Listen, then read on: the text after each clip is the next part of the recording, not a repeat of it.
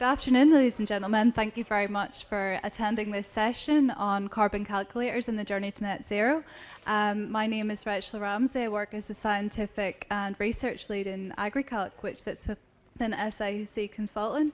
I'm delighted to have a panel of four folks who I'm going to introduce in a minute with varying expertise. And they're going to give their kind of thoughts and opinions on carbon calculators and supporting farmers' journey on this sort of transition to net zero. First of all, we have Maddie Giles from James Hutton Institute. Maddie is a soil microbiologist with expertise in the soil microbiome and also gaseous emissions. We have Lewis McCarroll from Hutchinson's, who's an agronomist and head of IT. We have Kate Hopper from the National Farmers Union, who heads up the climate policy section. And we've John Kerr from Government Policy, who is head of agriculture. Sorry, John. That's good. So without further ado, I'm gonna pass down the panel to give some of their initial thoughts, and then we can have a bit of discussion, and we'll open the floor up to some questions. So I'll hand over to Maddie now. Great, thanks. So as Rachel said, I'm a soil microbial ecologist with a particular interest in the ecology of nitrogen cycling in soils.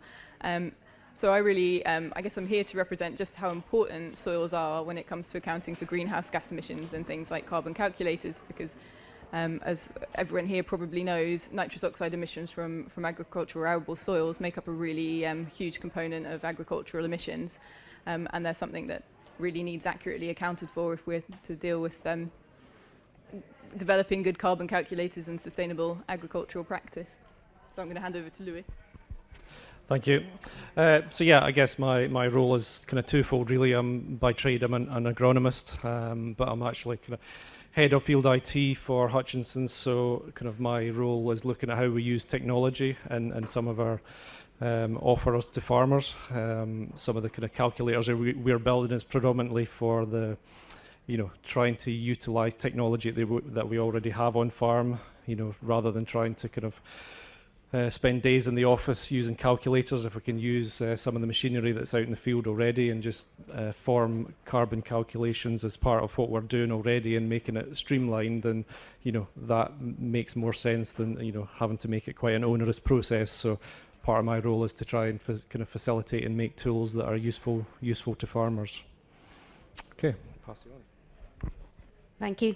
Good afternoon, everybody. I'm Kate Hopper. I'm the Climate Policy Manager at NFU here in Scotland. We are a membership organisation. We have around 8,500 members across the country, from the Highlands to the Lowlands. And we're talking about crops today. About 40% of our members grow crops, whether that's arable horticulture for animal feed or for whisky. And we've recently been surveying our members quite in detail about carbon calculators, because I think it's probably the top topic of conversation at times in my inbox, and it's increasingly becoming important how we actually monitor and verify what we're doing in terms of our carbon reduction journey, of many of which our farmers are on. So happy to be here today to discuss that. I'm John Kerr. I'm Head of Agriculture Policy at the Scottish Government, and as many of you will know, we've been wrestling with the issue of greenhouse gas emissions and farming for a good few years now, in response to the government set climate targets to be net zero by 2050 and by 2045, sorry, and the journey towards that. We've had specific targets for each sector up until 2032 set in our climate change plan. And the key question is, how do you as a sector engage with that process of emissions reduction? How do you see what your business is contributing at the moment, and how do you reduce the emissions and increase the sequestration, and then how does that then become rewarded in your business? So those are the things that we're trying to address, and carbon calculators are one way of a business doing that, and we're very keen to see everybody in Scotland get a baseline position for their business, and we've just recently launched some support to allow people to do that with carbon audits and then soil testing for those who've already done a carbon audit to get that baseline across the business and in your soils. But we know that there are many tools out there, and there are lots of issues around that, and how does it feed into the UK inventory for greenhouse gas emissions. So there's lots of issues in there that we can have a chat about today if people have got an appetite to do that. So I'll stop there and pass back to the chair.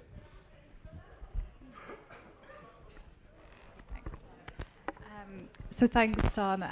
I think just following on from what you've just said as well, and it's certainly something within my job I've got asked a lot, and it's come up on topic of conversation. I think maybe the first question to ask our panel is their thoughts and the sort of wider chat about standardisation and harmonisation of calculators. As John has highlighted, there are a number of tools on the market with different strengths and weaknesses.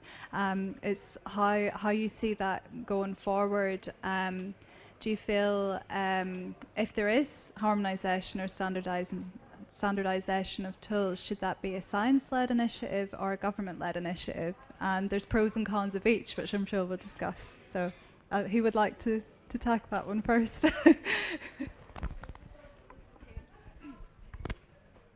Yeah, thank you. Yeah, this was actually a question we asked members over the last couple of months, because it's probably the biggest issue amongst our members and amongst the farming industry out there, is whether these tools at the moment are a bit of a black box. We don't know what goes into them, we don't know what comes out of them, and getting that information and getting that level of understanding from you as an industry is essential. So standardisation came out really strongly as something that members wanted. However, that standardisation needed to leave room for innovation, because the science is changing all the time.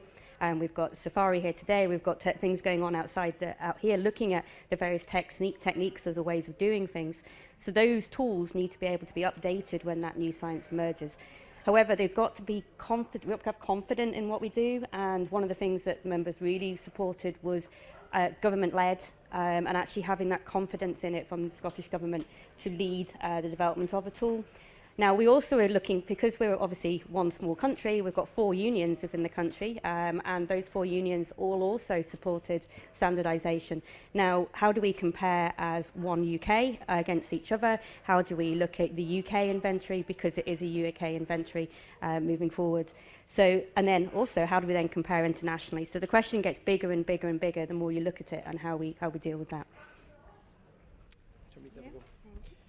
So the issue of standardisation came up when we, before we launched this latest round of support, and obviously the Scottish Government has supported the development of one of the tools in terms of AgriCalc being one of the available tools.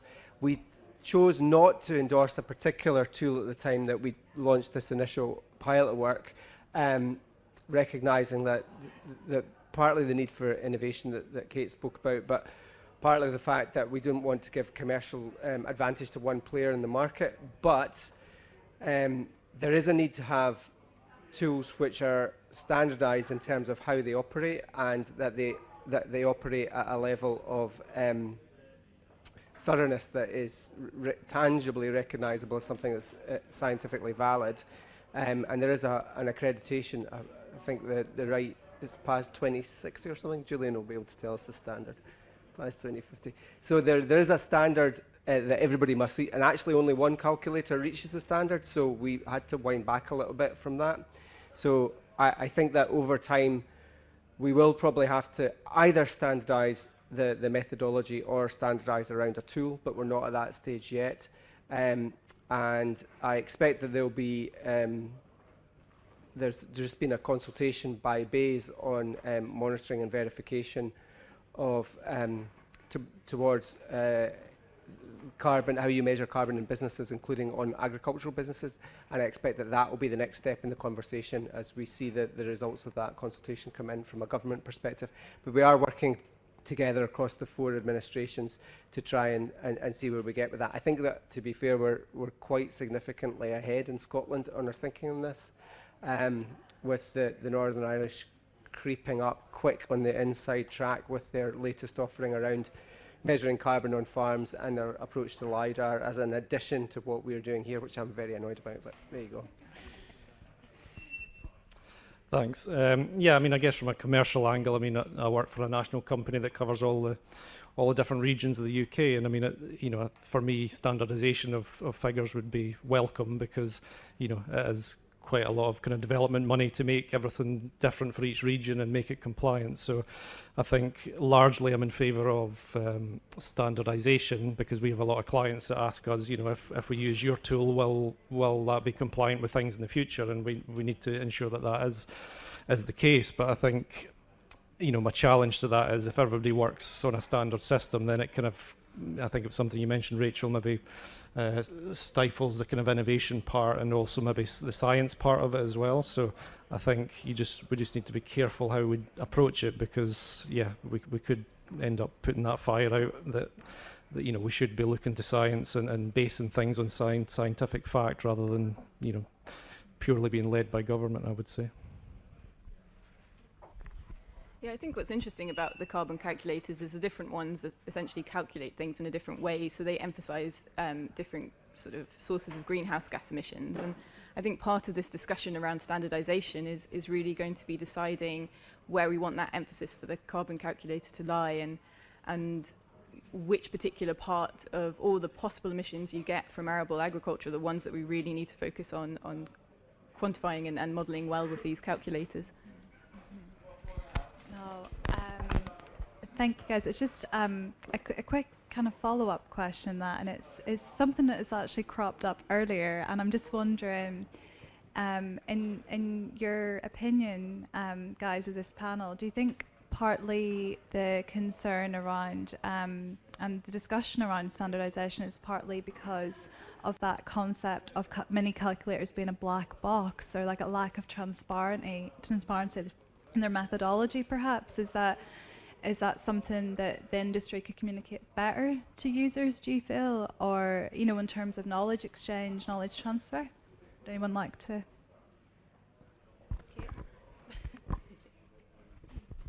Yeah, definitely. I'm just having a chat. I can see where Rebecca's sitting here earlier, actually, from Farming for a Better Climate, about just doing just that, about actually what are the frequently asked questions that people are asking us on a daily basis, and how do we signpost people to better information about what these tools are actually doing. I mean, I guess the biggest reason for transparency is having confidence in what you're doing. I mean, they are a model, and I have been pointed that out a couple of times to me today, that they're a model of what you can achieve or what you could do. But they're also potentially a tool for investment. So if you as a business are putting money into your business to change the practices that you're doing, whether that's for efficiency, sustainability, net zero, or for biodiversity, you've got to be confident in what you're going to be doing. And also, there is a big investment market out there. We all know that carbon trading is happening, and we're really kind of keen that carbon trading is done to benefit agriculture as a sector. These tools can actually provide you with an opportunity to baseline and monitor and verify what you're doing on farm, and making sure that investment's high integrity. And it's very important that we get that right. So I think, just building on what Kate said, I think it's important that the things that the carbon calculator is just there as a tool to help you move your business forward, and in particular to help you address the emissions profile of the business. But it also fundamentally is a tool to help you manage your costs and reduce waste to your business. So I think it's important that people using them understand the information that it's giving back to you, and then what steps you might take next. So I'm not so concerned about the need to understand what's going on inside the box from the practitioner's point of view. What's important is the lesson that can tell you about how you reduce emissions and how you improve the returns to your business. But what from a carbon market point of view and a financial returns because of carbon trading point of view, for the first thing to say is I absolutely agree with being cautious about that, and the NFU has made a real point of saying that, Martin, in particular in meetings. You be careful what you trade away, because you might need that for your own business. So I completely agree with that. But from the point of view of how we then enter a regulated market for carbon, then it is really important what's going on inside the box itself. And I think that's where government and the experts in the field really need to work together to ensure that the products that are out there are at an accredited level that we can trust. So there's two things going on. What does it tell the regulator, and what does it tell the business? And I think it's important to draw the distinction between the two, but the tool should do both of those things, and they should do them both really well and be transparent to the user, either whether that's government or the farmer.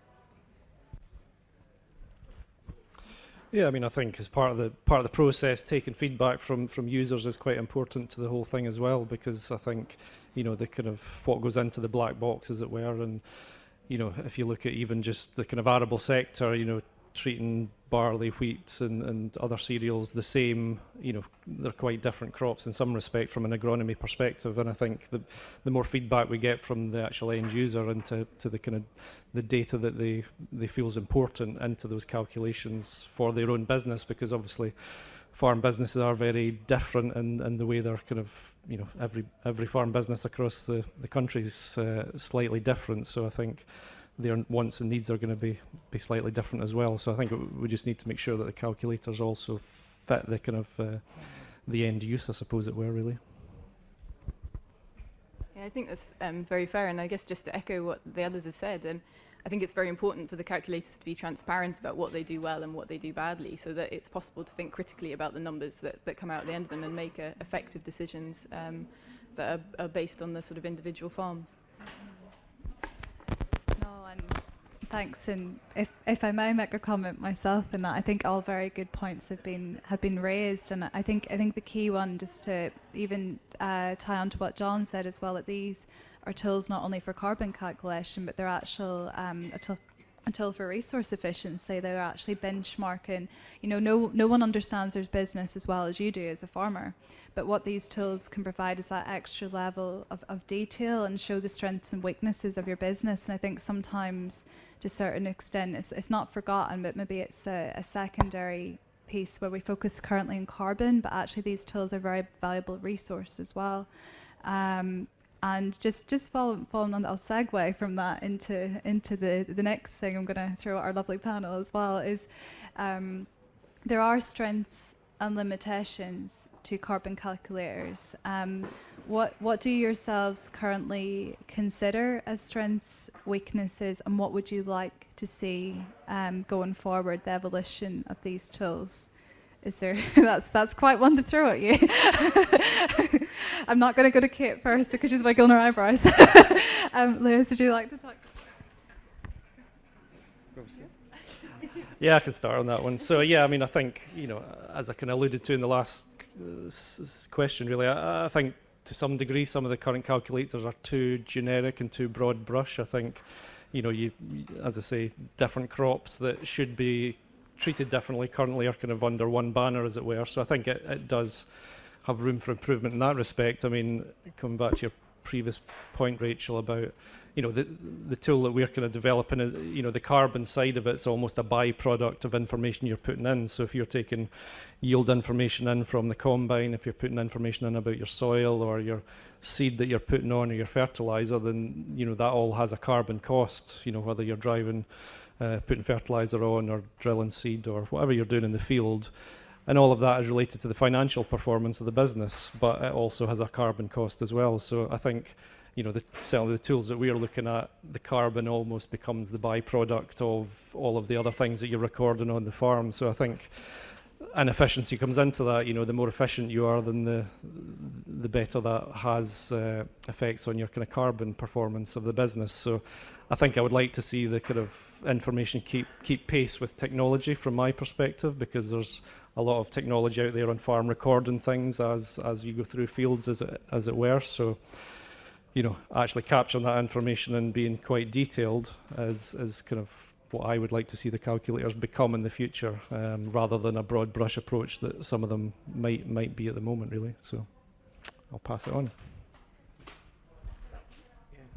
So I think that at the moment, the big weakness that we have is that different tools will give the same business different answers. So that's definitely a source of confusion for the sector. I think we need to try and step past that. There might be valid reasons why one tool does one thing and one does something else, but that's still across the piece a confusing picture to be in. I think we've got a window of opportunity over the next couple of years to have a look at these in more detail. Hopefully the fact that we're supporting the use of these tools more commonly across businesses will give us a chance to see a bit more of their use. And then I think we'll have to come together after that time and look to see how we address those issues of commonality. I think in terms of strengths, though, the fact that you can just you can take the tool and have a good look at your business, which is about resource use efficiency, but it's also through an emissions lens and a sustainability lens. You can actually start to look at your businesses in that way, and then take some action following it. So the real strength here is that we set a baseline for the business and have a stepping forward from that with some positive actions. So there's definitely a mixed picture, and we've got some way to go, but I think we're a good place to start working with these tools as farms and practitioners to see how we take them forward. Thank you. From our members' point of view, and I got a lot of feedback. We had 150 people on a seminar, we had people filling out a survey, and I don't want to start off being negative because there was so much thoughts about what was going on here. And I think one of the issues is people at the moment don't really know why they should be doing one. Why does it apply to me? And I get a member outside of Oban phoning me up saying, I've got 100 sheep and I'm about to retire. Why should I do one? Why should I need to know what my business is going to do in the future? And I think that even that starting point, that some of the farmers and our members out there just don't know the reason why you should be doing a carbon audit. Don't know what carbon means, don't know what it means to the efficiency of their business. And things that we're talking about today, just communicating that to them. You also are spending a lot of time doing some of this, getting the information that's required to go into a carbon calculator. So your power use, your fuel use, you're having to find a lot of information to put into the tools. And that takes time out of the time that you'll be normally spending farming. So again, should I be taking that time out of my day job to do this? So I think communicating why, and as John said, the benefits to the future of agriculture and the future of what we're doing with climate change and biodiversity in Scotland is going to be absolutely key to moving forward with this. And actually being able to persuade people that there's a benefit both to your business and to the climate and to what we do with our soils and with our crops across Scotland in the future. The strengths of it is just that. It actually gives us a really good starting point to move on from. And even whatever tool you've used, if it's your baseline, you now know where to go and where you can go from. You may go up and down each year, but you're on a journey, and at least you've taken a starting point. And I think us as a country are just starting that journey as well, using these tools. In terms of the future, I could give you lots of ideas of what we could be doing with them, because there's lots of things that members tell me. The biggest issue, I think, is that we don't take into account at the moment. They're very much focused on greenhouse gas emission reduction, which is right, because that's what we should be doing. But they also don't take into account things like trees on farm or hedgerows or the things that people are doing with your soils or your crops or intercropping and tilling. And actually being able to have a true picture of everything that's going on in your farm as you would start reducing your emissions year on year with these tools is really important for members. It also really starts helping with the debate over what does the inventory tell us. So you've got the greenhouse gas inventory and you've got the land use and land use change and forestry inventory. And those two things set very separately at the moment. And members feel that they're managing 80% of the land in Scotland. They should be credited for what they're doing and what we're doing moving forwards. And that's very, very strongly coming out from views. Now, the IPCC is bringing these things together because they recognise that food production is key to land use across the world in terms of climate change. And how we change the systems that we have to do sustainable food better is going to be key for the future. So I think while we're talking about a tool here, it's actually a much bigger debate and a much bigger topic of discussion in terms of how we move forward. But they're a brilliant start and actually give us that information to start on that journey. Yeah, I think for me, their sort of strengths and weaknesses are kind of the same thing. So it's that they're a generalization of what's going on greenhouse gas emission-wise from any particular farm. I mean, this is particularly true of soils because they have a great spatial and temporal heterogeneity in the emissions that they produce or the greenhouse gases that they produce. So on the one hand, it's absolutely fantastic because it allows a baseline to work against. And on the other hand, there's a lot more innovation needing to go into these tools to make it possible to more accurately generalize the emissions coming from, say, soils. In a way that is not overly complex. So, I mean, at the minute, if you were to take, say, the IPCC Tier 3 emissions, so where you're actually quantifying your greenhouse gas emissions directly from soils and try to put them into a model, a bit like a carbon calculator, it becomes very, very complicated. So right now, we're using, say, Tier 1 emissions or Tier 2, so international or regional emissions. So there's a real innovation step that needs to come to balance that complexity and accuracy in the future.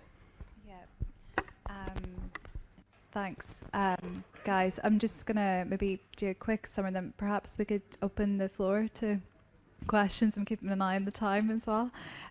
We know from previous, us guys could chat about this all day quite easily. But just a quick summary, I guess, a bit of a recap. I guess we've discussed that these tools are indicative. They will not provide absolute values, but equally they have great potential for resource efficiency on farm, as well as providing an indicator of your greenhouse gas performance as such. We've highlighted as well some of their strengths and weaknesses. As Maddie quite rightly pointed out, the underlying science of these is key. They're very much needing to have like underlying robust scientific data. Best available tools, best available science. The key word there is available science. So there's I think just really throw out towards research colleagues as well. But equally, and I'm just going to follow on just briefly for a comment that Kate had made, and this relates actually to the Soil National Test Programme as well.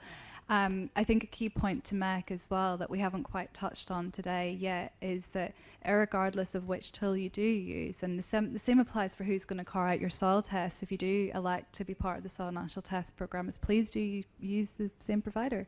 You know, once you set your baseline, whether that's soil test or your calculator, that's the best, most robust thing you can do is actually, at this current time, as far as we know, use the same provider.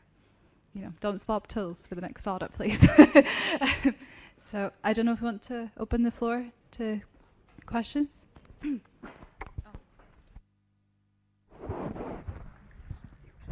Thanks. Hi, Angus Yarwood, Food, Farming, Countryside Commission. It's actually just picking up on that last point there. So I'd written down around ideas around open source and about protocols and so on, and ownership of data as well. So, you know, we've gone through 20 years of most of our data not really being our own, but we have an opportunity, you know, where farms can actually maintain their own data and have that throughout the life of their farms. And I'm just wondering there about what role protocols could play, particularly as you say there, just, you know, that once you've chosen your supplier, don't switch. But that's not very competitive as well, so that's another thought to put in there. What can we do around developing options for protocols and open source tools which could actually level the playing field and allow lots of different people to get involved? Thank you. I'm eyeballing down here. I'm looking at you, John, maybe for that one. I'll let others think while I say something silly. So I think it's a really good point, and I think so. What we're trying to do in Scotland is put farmers at the centre of these discussions, and make sure that you have the tools and also the data to be able to make sensible decisions for your business. But also that we get that data back to make decisions about how much support that might mean that you should be entitled to. So there's a real need to have that being robust, because you're going to use that as a way that you provide money to a business. So there's a job of diligence there for us to make sure that that's robust. But there's also a duty to the sector to give them tools that work and that they understand. Talking about data protocols within IT systems is not going to be everybody's cup of tea. So there's also a job of translating that into something that's usable. Now, I would say that Kate said about farmers being able to do their day job of farming. I would say that managing your input and output, your input costs and your output price is key to managing your business. But having to understand the latest PAS accreditation and carbon tools, that's for us to do as practitioners or as government. And there's a messy spot in the middle which we've got to sort out. And if we want to have a plural market in tools, then actually that people are going to have to come together and agree what they do. So that if you're an arable business and you use tool A and that your neighbour's using tool B, those two numbers should be comparable against each other. And at the moment they're not. So we've got some way to go. And getting those data inputs right and the protocols which then translate that into a number is going to be where we're going to have to get the business of IT right. And with that, I'll pass to the IT expert. Setting you up, sorry. Thank you. Yeah, and I think it comes back to the point I made earlier about kind of standardisation, that if we can get to the point of standardised figures for the key things that we're measuring, then, you know, likes of our business is very kind of involved in the arable side, arable production side, but not so much in the livestock side. So we would certainly welcome being able to export out of our platform and allow the farmer to then import that into, say, AgriCalc or any other system that they want to use. So certainly it's certainly very open from our side that we would welcome doing that sort of export. But the challenge is if you've everybody working on different figures, then that becomes a real challenge. So that's why I feel those baseline figures for the key items, let's say, should be standardised to allow that to happen. Yeah.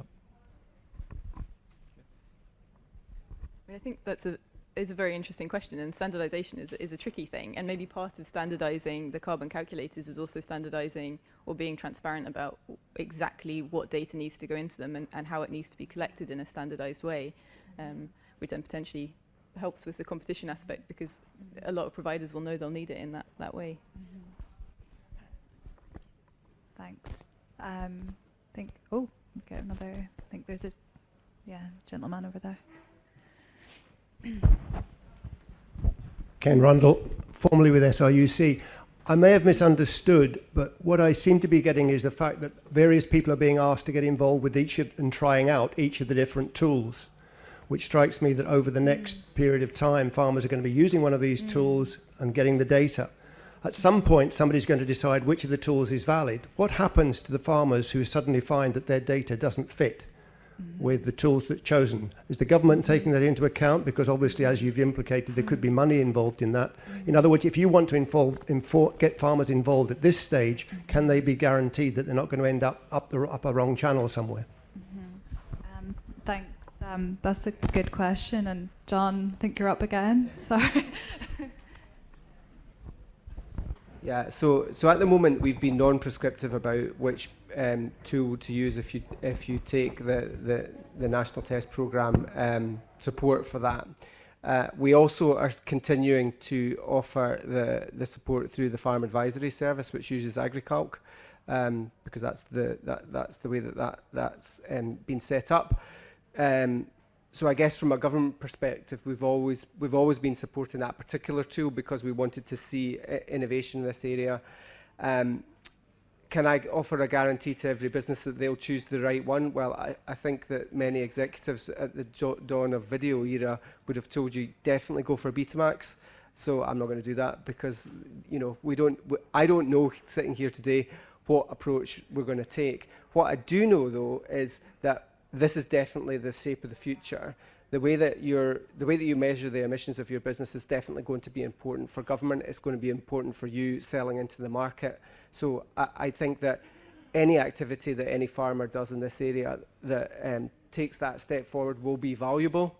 And then we will work hard to make sure that anybody who chooses a tool that we don't end up using in future isn't unduly disadvantaged.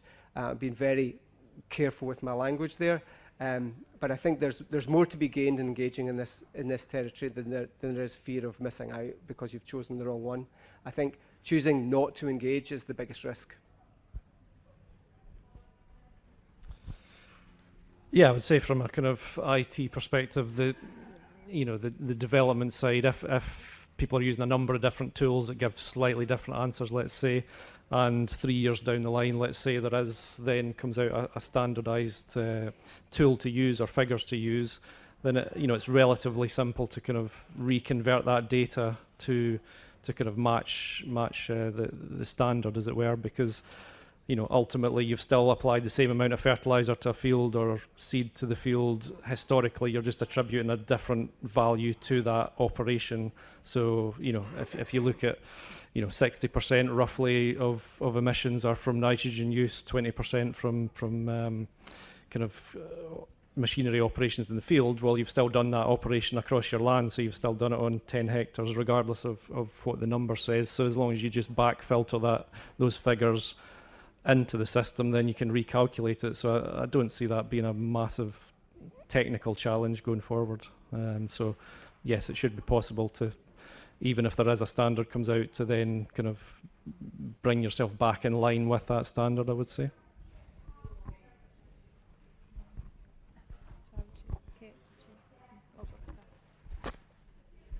I guess at the heart of this is getting the actual techniques right. So whatever you're doing, whatever you're trying, whatever you're practicing out or trying out for your business, and as part of the National Test Programme and testing out the various future policy methods, as long as we've started doing those methodologies now and having a look at what you're doing, because that's important that we're actually starting to do different techniques on farm, different systems changes, looking at efficiency methods within what you're doing.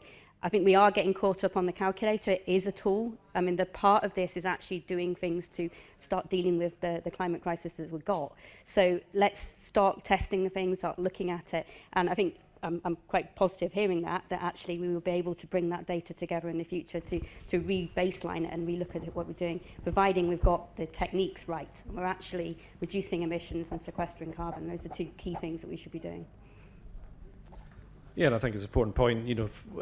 The earlier you start gathering this information, the better potentially, because yes, it might be a number of years down the line before it's linked to payments or however that kind of eventually pans out. But the fact at that point that you might have 2, 3, 4, 5 years worth of information as a baseline to start to say, okay, here's what it took to produce a ton of wheat or a ton of barley back when I started, and here's I think showing that I've moved in a positive direction based on all of the practices I'm doing in the farm. I think the earlier you start making that baseline, the better, and we can worry about the figures as we go, really. Thanks, guys. Any other? Sorry, there's sorry. Isn't it fairly obvious we just need a standard now, rather than sort of beating around the bush? Like just one standard, and clearly the government think it's agricult. Don't know. That's all. As I bless John Kerr, I'm looking at John again. So I guess the answer is yes, but if that's fine if you're the provider of agriculture, but if you're Cool Farm Tool, I'm not sure you think the answer should be yes, because people have taken a lot of care and thought and effort into the range of tools that well, not all of them. There are definitely tools and there are tools. But the tools that are good tools, a lot of care and effort has gone into them. And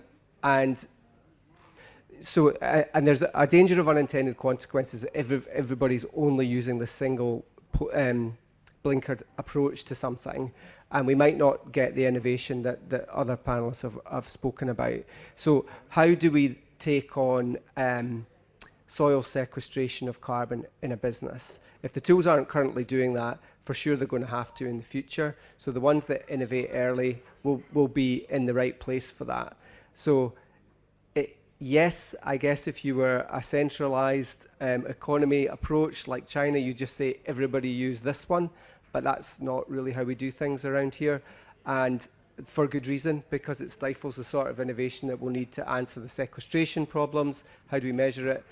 And it's also just to give people the choice to do things that suit their businesses, and for innovative companies to come in and provide a support package around something to get the on-farm actions. So it might seem like a really obvious yes, just choose one, and we had those discussions in government as well, but actually there's quite a lot you might lose by doing that. So, and I just don't think that this is not a mature enough area to be able to say which it is. So I'll pass it on, but that's my view.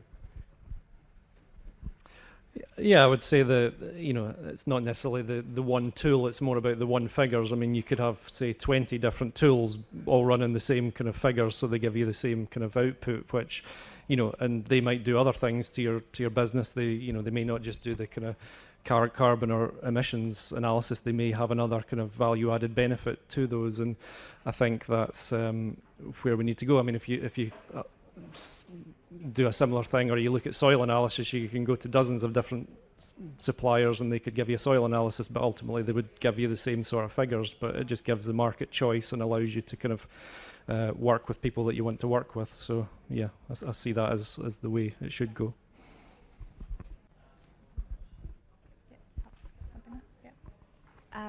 Thanks. I think there was a gentleman here at the front. I think, I think we've time maybe for a couple. So yeah, this man here. Yep. Hi. I appreciate we've got to take a sector-based approach to address the the carbon issue and biodiversity and so on, but some farmers might be moving a bit faster than others. So in effect, they may be greenwashing for other farmers. So, and increasingly, the margins beyond the farm gate and the shelf, the margins are being made there, not at the farm gate.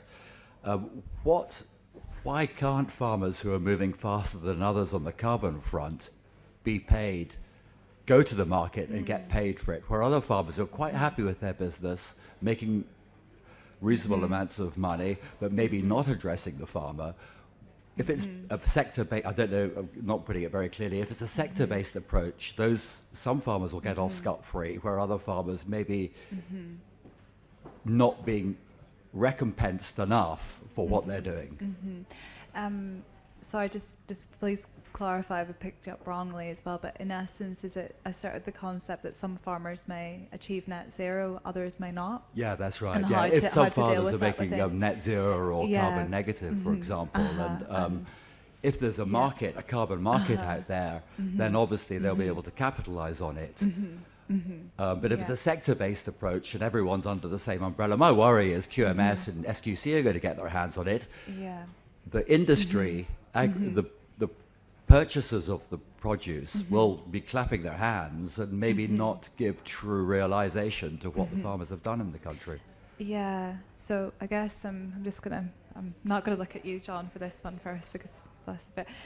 So I guess there's partly maybe a top-down element to this in terms of retailers and also bottom-up. So I don't know, Kate, would you like to? Yeah, the other the other big area about carbon calculators is carbon trading, and that's what we're talking about here. And offsetting and greenwashing is probably, again, a big topic. You've got industries that are investing into agricultural land, into land in Scotland to offset their own emissions. We know that's happening. We've got land prices going up because of it, and we've got reports, Scottish Land Commission, responsible investment in carbon trading. What's then happening is we're not looking at agriculture as a sector. And as a sector, we need to be starting looking more at ourselves about what are we doing to reduce our emissions and look at insetting. I don't call it offsetting, because actually what you're doing is benefiting the agriculture sector. You're looking at your own land, you're improving your own soil quality, you're improving your own crops, you're improving your own nutrition, and your better crops and better products at the end of it. A sustainable crop is a better crop for anybody. So we believe they should having an agriculture-focused trading mechanism in some way before we start looking at an emissions trading mechanism, similar to New Zealand have been discussing recently with their emissions trading scheme. Is actually looking at how we as a sector were able to trade either within ourselves or within high integrity partners that are investing in Scottish food or Scottish agriculture or Scottish whisky to actually deliver those net zero improvements. So yeah, there are people running ahead and are looking at methodology for doing either through carbon auditing or through agroecology or regenerative farming. But we actually also need to be looking at whether they're actually achieving anything on the ground. And that's where the science comes in and the testing of those things. Because none of us really know whether any of those techniques are really working at the moment. And we need to be looking at the science to make sure they are. And investing in those. So there's two things here. There's the market and then the actual techniques that we're doing. And we need to be testing those techniques. Are we getting them right? Are those methodologies like agroecology doing the right thing? And then we also be looking at ourselves and actually how are we trading within ourselves? How do we actually get ourselves to net zero? That's a bit slightly garbled response there. But So I'd say there's actually a third thing going on. So I think it's right to talk about the carbon trading and that where does the carbon value of your business go? And I think it's important that we keep a lot of that carbon value within agriculture as a sector, so I completely agree with that part. But I think the other part of your question, though, is how do you realise the value of the product that leaves the farm gate as grain or meat or whatever it is that the business is producing? And so if that's going into a commodity market and you're only getting the nationwide greenhouse gas emissions attributed to that commodity, then absolutely your fears are completely well-founded, and those who are the poor performers are getting a free pass from those that are the high performers. But I think that, in my role, I've seen a lot of good quality relationships between the producer and the retailer, where that business is getting additional value for the lamb, the grain, the meat that they're producing, because the retailer understands the on-farm action they're taking for climate and for nature. So I think that the retailers and the banks actually are already operating in this space and have, in some cases, they're ahead of government policy on this. And I think that that is to the industry's benefit, because you've got a set of people who are supporting your sector and buying from you that understand what's going on here, but having that quality relationship with that end buyer or finance provider is key to accessing the value of that in your business. So if you're just putting the produce into a commodity market, selling to a market, or just putting the grain on spot price, then you're not going to get the payback for that. So there's something about how you manage your business in terms of relationships with the buyers.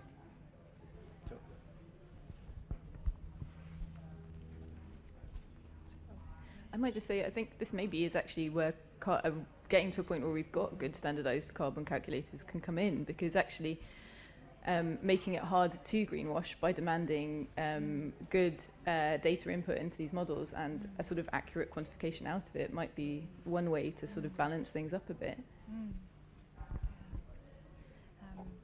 So I'm just wondering, do we have time maybe for one last question? Maybe then, yeah, maybe. Yeah. Yep. There is a one of our sorry. Thank you. Gordon Cairns, grower, North Angus. I think John's more or less answered my question there, but I think we need to be very careful. I'm very nervous about carbon and carbon trading, and I think it needs to be a relationship between the producers and our market rather than a broad brush approach. I'm very worried that we sell something that off the farm that we might need it in future. And the secondary worry on that, and I'm very interested in John's views on this, that big industry then buys into that surplus carbon, offsets and changes nothing. So environmentally we're not really having any gain there at all. So that's two concerns I have. I'd just be interested to hear the panel's views. Yeah, do you want to take a... Yeah, so greenhouse gas emissions in the UK, well, actually all over the world, are measured in different sectors, and that's set. The UK doesn't have control of that. That's set internationally. So you've got agriculture, and then you've got land use and land use change, and you've also got energy, and all three of those are relevant for many farm businesses. So any farm who elects to sell carbon for somebody else to offset, it is running the risk of selling something which the industry as a whole is going to need in due course, because at the end of our 2045 journey, we know that agriculture is still going to be emitting greenhouse gases because it's a biological process. You can't produce grain, or even less so meat, without some emissions. But on the balancing side of the envelope, you've got trees and soil sequestration, which are removing carbon from the atmosphere. And farmers are doing both of those things, but it's measured in two different places in the inventory. And government recognise the work that farmers are doing in that, so you should all be reassured that we do understand that, and that farmers are on the positive as well as negative side of the balance sheet.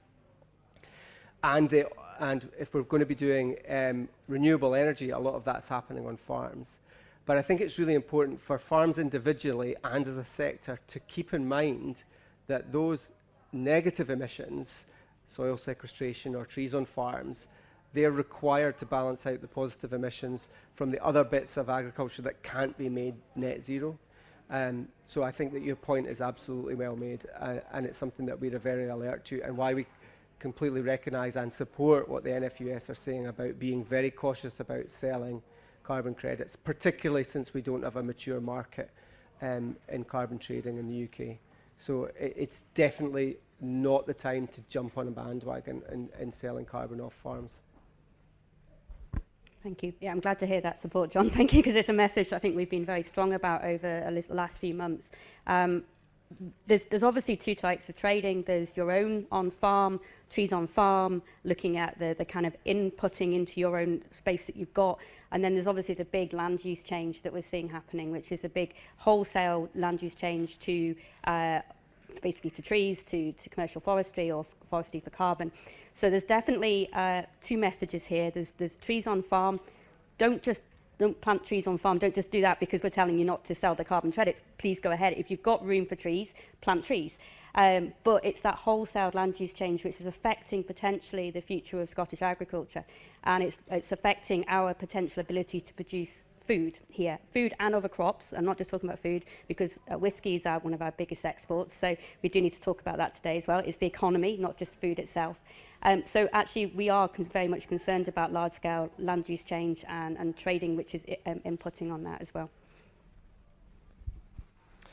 Yeah, I think for me the carbon calculators really give you for me are kind of baseline in your own business for emissions, and I think to sidestep it into a whole different kind of discussion about carbon trade, and I think you've got to be very cautious there. But I think working with your end markets, be it the maltsters or whoever that may be, to kind of say, okay, here's where I am today. And through more efficient use of nitrogen or inputs or whatever that might be, we want to move there, and whether that involves bonus payments if you meet those targets, I see that as more kind of where the calculator should be used. And I think we've got a great opportunity with the kind of price of inputs, fertilizers, etc., to really look at how we use things like nitrogen and alternatives, and really start to kind of baseline it and hopefully move in the right direction with them, really. So. Thank you very much. I'm afraid we've pretty much run out of time within the remit of this session. In a way, I do believe our panel are around mostly for the rest of today. But can I just say that this was a great discussion, some really good points raised. It's really nice, I think, to get the spectrum, from policy, farmer, industry, right through to science that we have here today. If no one think we'll wrap up for today. Can I thank yourselves as the audience for your attention? Thank you. And can we have a round of applause, please, for our panel? Thank you.